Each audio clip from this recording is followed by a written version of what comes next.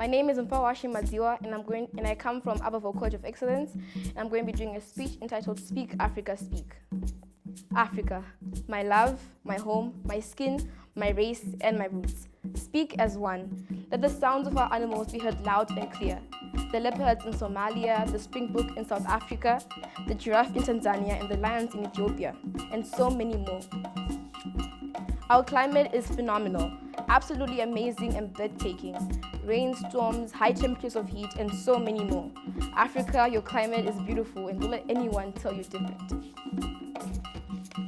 Let all the tourists from the south, the west, the east, and the north come see all our attractions. Come see the Zanzibar in Tanzania, come see the Pyramid of Giza and Sphinx in Egypt, come see the Masai Mara National Park in Kenya, come see the North Island in Seychelles, and come see Victoria Falls in, Zimbabwe.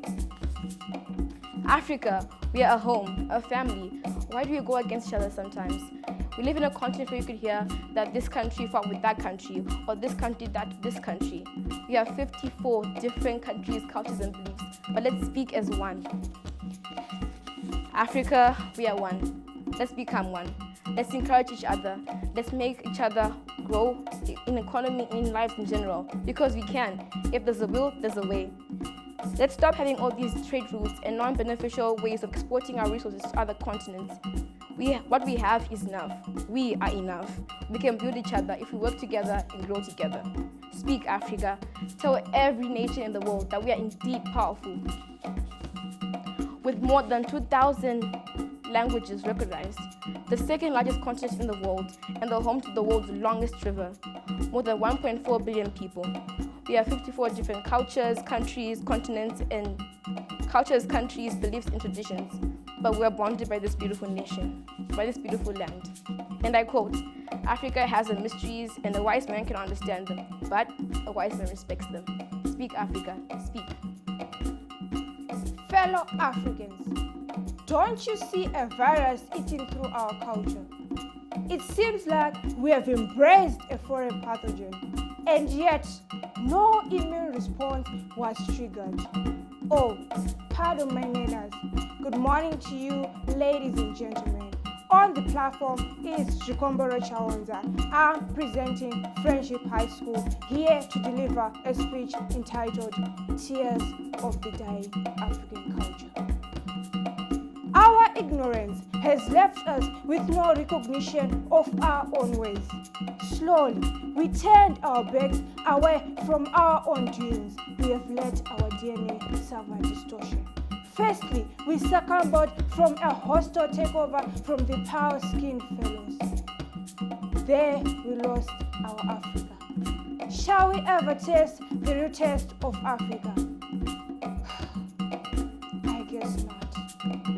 Locusts of doom ate through our culture, devastating our beliefs. Now, the young ones despise our Ngundu. They now prefer crown. Worse, our elders first found disgrace in the Mapa and Shashiko ways, so they turned to linen and silk for good. Our culture is now a deserted and forsaken shack, lost forever, I guess. Contamination lies past a point of cleansing. Modernization and colonization have strangled our vision, and yet continues to devour our culture day by day.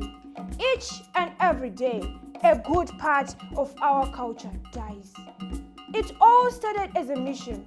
Missionaries postulating our African tradition, religion as fault, blinding us while they choked our culture. Under their influence, we fought along their side against our culture. Now, what has become of our culture? Who will wipe off the tears of the dying African culture? What must be done to save it from total collapse? It is us who must come together and vamp these pieces, dry these tears of the dying African culture. Our culture has become a mystery to our own children. A great whirlwind from the east blew, contaminating our atmosphere, tinting our nights, and yet still the ashes of this whirlwind looms and hangs around it. And we have to inherit day in, day out, forgetting our culture. With this, I thank you. My name is Rasha Jeje, a good Samaritan student. Today, we celebrate and commemorate Africa Day. As a 14-year-old Zimbabwean student, I am honored to stand here and speak about my rights as an African child. As an African child, I have the right to education. Education is one of the most important keys to unlocking a golden door, a brighter future for myself and for my community. It is through education that I can gain the knowledge and skills necessary for me to achieve my dreams and contribute to the betterment of my country. I remember when I was in primary school, I would walk 5 kilometers distance to reach to school. It was a long and difficult journey, but I never gave up because I knew education was important and it was also my responsibility. Now I am in high school and I am grateful for this opportunity to continue with my education because I know education is the best way to improve my life and also for the people around me. Secondly, I have the right to health care. Every African child deserves a quality medical care to ensure that they grow strong and healthy. This includes frequent medical checkups, vaccinations, and treatment when you are ill. I grew up in rural areas where there was no hospital nearby. When I fell sick, my parents had to take me to the nearest town for treatment. It was a long and expensive journey, but I am grateful to the Almighty that I never faced serious illness. I know of them. Many African children are lacking their rights for a quality medical care, maybe because of the expenses or even their cultural beliefs. Furthermore, I have the right to be protected from harm. No African child should ever face violence and abuse. It is the duty of our families, government, and communities to ensure that we are safe and secure. I never faced this situation, and I'll continue praying to the Almighty that I never face this in the future. I know of them. Many African children are victims of violence and abuse. Our families, communities, and government, I urge you to do more in making sure that we are away from violence and abuse. In addition, I have the right to be heard. As African children, our voices matter. We have a unique opportunity to contribute and ideas to contribute in decision making that can affect our life. Our ideas can help shape the world around us. I am grateful for this small opportunity to talk to you. I hope my words make a positive impact in making sure that every African child has access to their basic rights. Thank you for lending me your ears. Good day, ladies and gentlemen. My name is Tayana Mnyai, a fellow student of Upperville College of Excellence. I'm here to recite a speech called My Rights as an African Child. As alluring as it might be, my skin color is wanted by many, at times taken to work as a slave without any freedom to be savored or to get a morsel of food. Have people ever asked me what I want or about what I should get? Humanity says shelter is to protect us, but as an African child, how many of us can say we have it?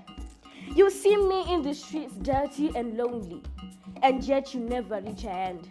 Your hands are only sexualizing me. Going in public saying you're saving me. Don't I deserve my own rights? For decades I have spoken about my rights. When I was born, my future had already been settled. You celebrate Africa as the mother country, but the African girl child is weeping. You want your celebrations to try and cover up my wounds, but my body is aching from the abuse. Don't I have my own rights? Health is essential so as a diet. I do not ask for luxuries, but I request for a small meal. You did not see some of my siblings, but they perished due to the poverty.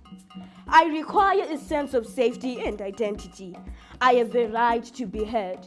So please, please, please, stop violating my rights. Thank you. Struck by my inquisitives, I am eager to ask, what kind of problems do you face as an African child? You, yes, you. I, Vongai, a Hillbright student, stand before you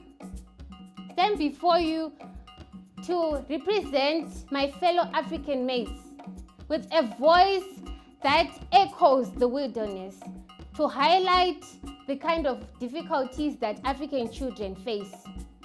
Naturally, one can feel the warmth of the soft melanin skin of an African child, but this does not depict the kind of problems that African children face.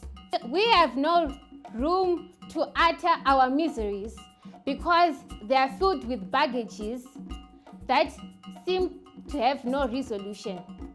As African children, we are silenced by child labor, we are silenced by lack of education, we are silenced by poverty and malnutrition, we are silenced by many more things that have to be unmasked. My question to you is that, can you relate to this? If not, if so, let me go deeper. Exploring problems such as poverty and malnutrition, many measures have been taken place to reduce them, but they still remain the problems that most effectively affect African children. Did you know that according to research done by UNICEF, approximately 20,000 children die every day because of poverty? Furthermore, 28% of kids are most likely to be stunted or underweight. Therefore, I invite you, let us stand firm in the battleground as African children, and let us not surrender to failure. For we are not misery personified. These circumstances do not define us. And above all, God Almighty, because He is the one who can truly help us. This is shown by the song Ishe Komborerai that was done to dedicate Africa to God. I dare you to acknowledge that a child may be born in poverty, but poverty is not born in a child. Thank you. For how long shall I remain docile? For how long shall I remain silent to these atrocities? The segregation, the racial discrimination, the oppression. My culture is deteriorating. Pardon my manners, ladies and gentlemen. The person standing before you alludes to the name Blitz Lit Lendere, with a speech entitled, My Rights as an African Child. The main gist of my speech is centered around these two words, African child and rights. The term rights refers to ethical, legal, and social principles that promote freedom. In this instance, an African child refers to one who either by dysentery, birth, or currently situated in the African continent is an African. Ladies and gentlemen, what difference do I have from a white African child as the black African child? What privileges does he or she have that I may be said not to acquire? Ladies and gentlemen, as an African child, education is the key to success. Education is the power that I, as an African child, exclaim that I want. It is my privilege, it is my right to acquire education as an African child, and as it is the key that is there for me to success. As we go on, ladies and gentlemen, as we pave the path of my African rights as a child, I should consider my culture, the culture that defines who and what makes an African, the culture that enshrines morals and principles that mold this African child. Ladies and gentlemen, it is my right to express my culture by wearing, yes, those black beads. Yes, by practicing my culture. As an African child, I do have the right to exclaim that I want freedom of expression. I should express my culture.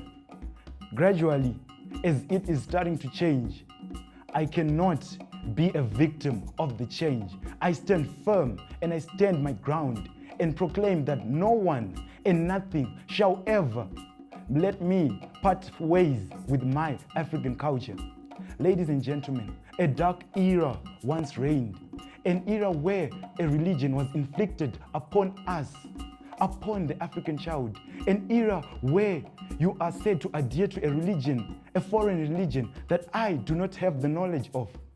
Ladies and gentlemen, with this I hold my gun and I pull my trigger and obliviate, ladies and gentlemen, such foul play. As an African child, I have the liberty of freedom of worship.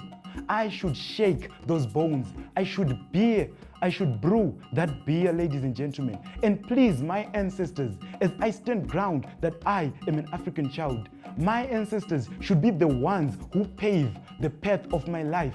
Ladies and gentlemen, as an African child, I stand my ground and I stand firm, proclaiming that I have the right to freedom of worship. Ladies and gentlemen, enticed with monuments, the Victoria Falls, not to speak the Kilimanjaro, the Great Zimbabwe.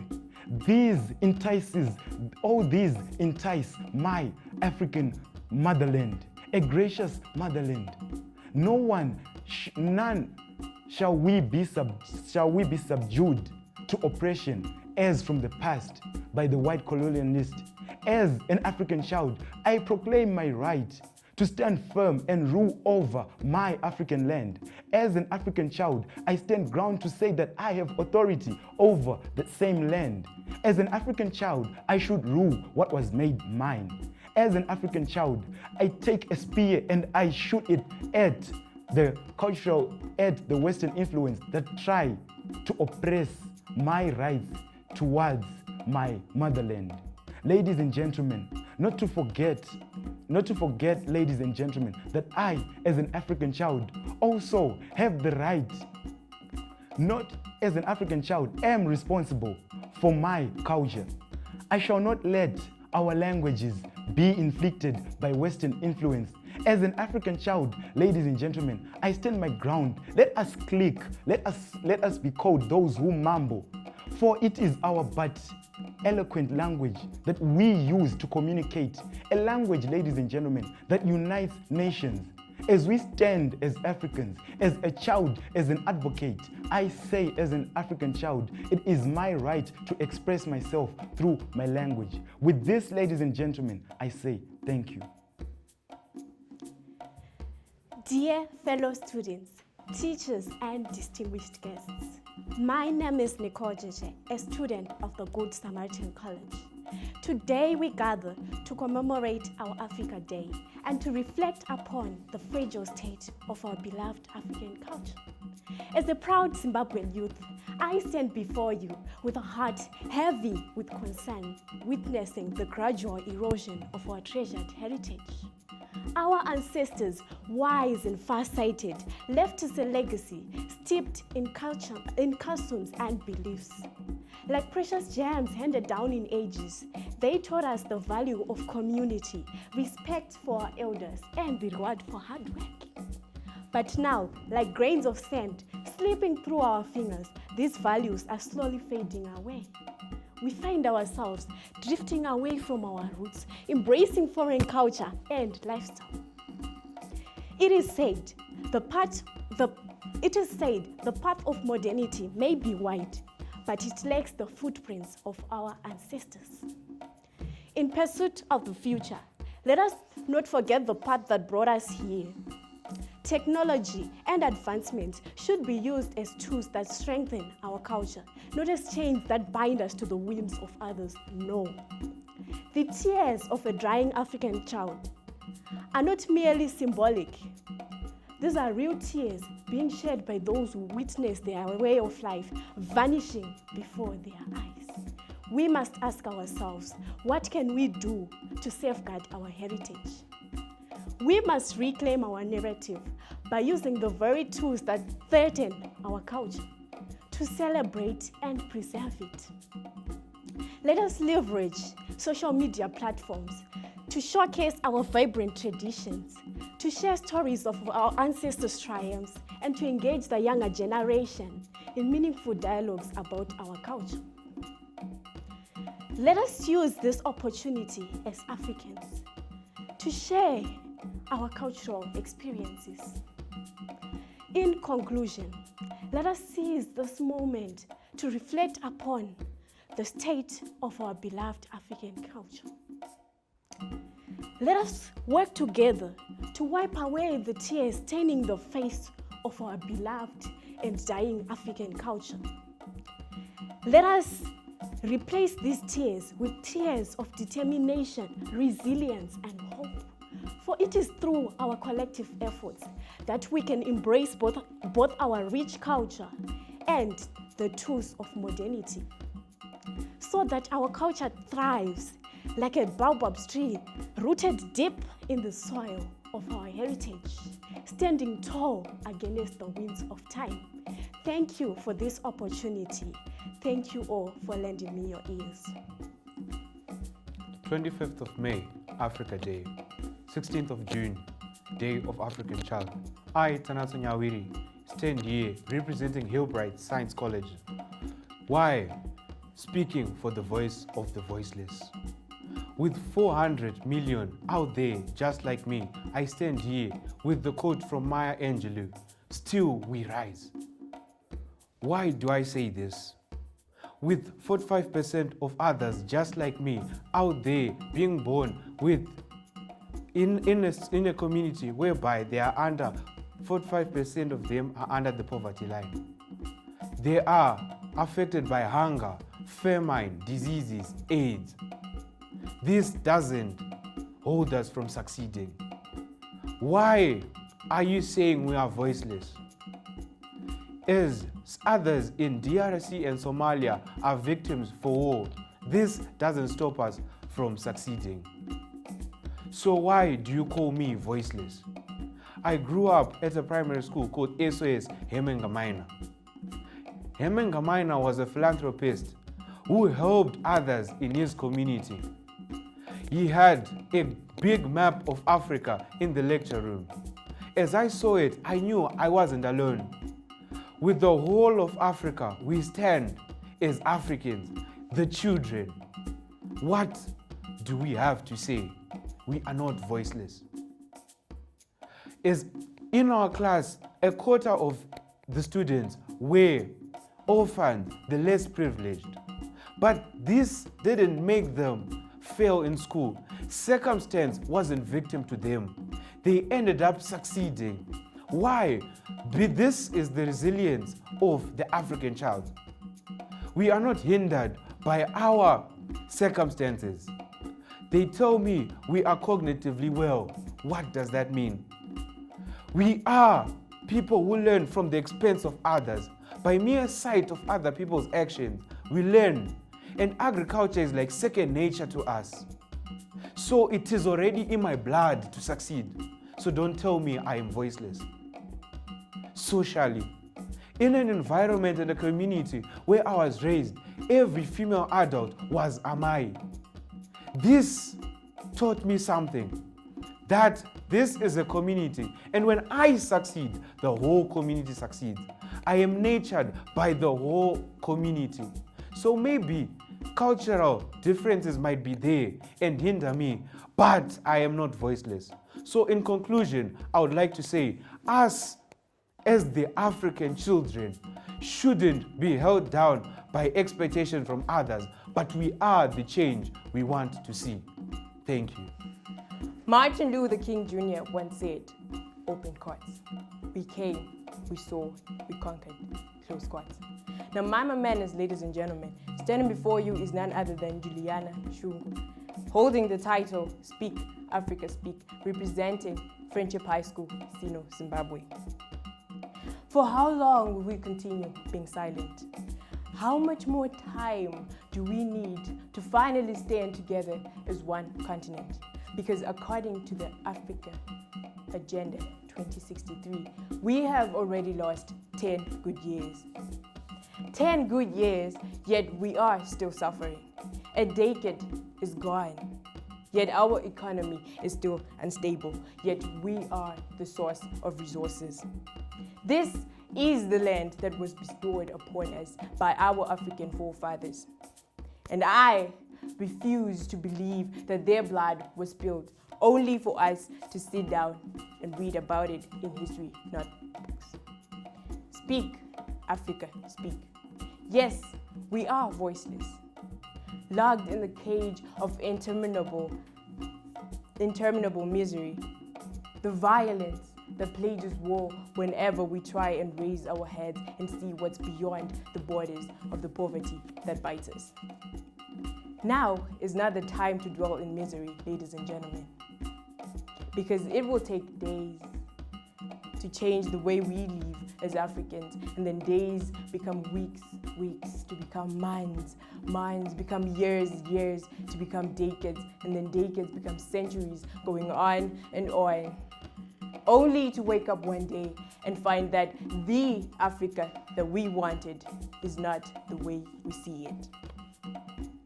We need the voice of an integrated continent, politically united, based on the ideal of Pan-Africanism, the vision of Africa. Nelson Mandela once said, open quotes, "We must therefore stand together as a united people for international reconciliation, for nation building, for the birth of a new world." Close quotes. Let's create our own world as Africans.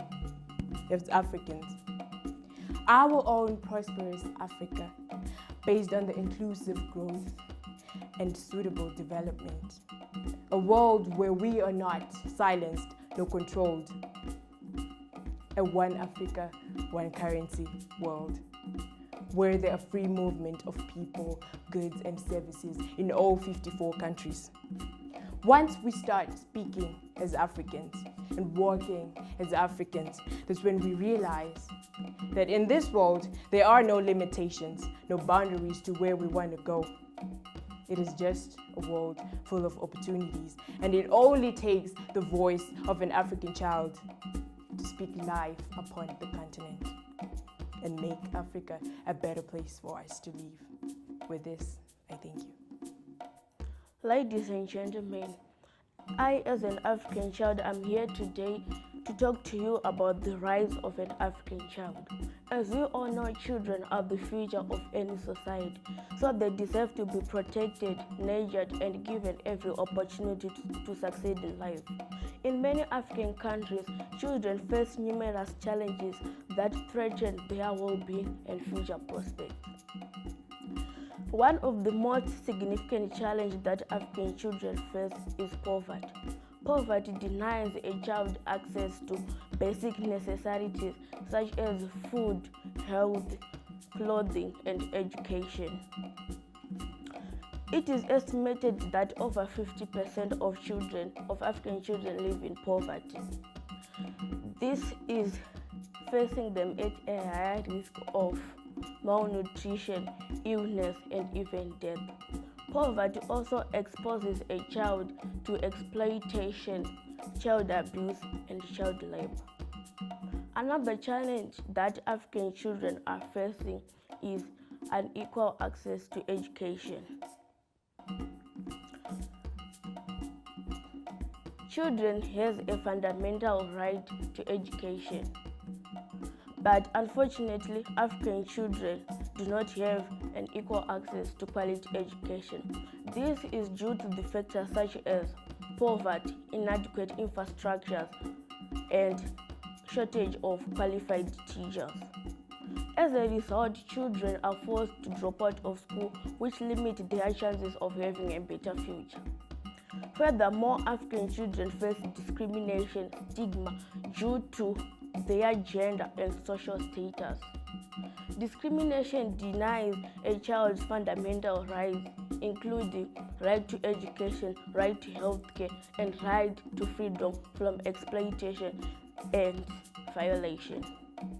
A girl child in particular often is discriminated against when it comes to education and other opportunities in life.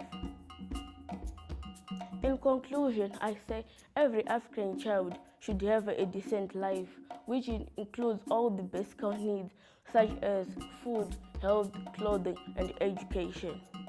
It is the responsibility of the government, civil society organizations, and individuals to ensure that the rights of an African child are protected. Let us all commit in protecting and promoting the rights of the African child. Once a Chinese philosopher, Confucius, once said, "If your plan is for 1 year, plant rice. And if your plan is for 10 years, plant trees. But if your plan is for 100 years, educate an African child." Thank you.